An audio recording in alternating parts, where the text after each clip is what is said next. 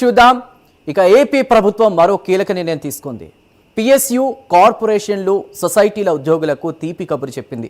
చాలా కాలంగా పెండింగ్లో ఉన్నటువంటి ఉద్యోగుల డిమాండ్పై ప్రభుత్వం సానుకూలంగా స్పందిస్తూ పదవీ విరమణ వయస్సు పెంచుతూ కీలక నిర్ణయం తీసుకుంది. పదవీ విరమణ వయస్సు 60 ఏళ్ల నుండి 62 ఏళ్లకు పెంచుతూ అధికారికంగా నిర్ణయం తీసుకుంది రాష్ట్ర సర్కార్.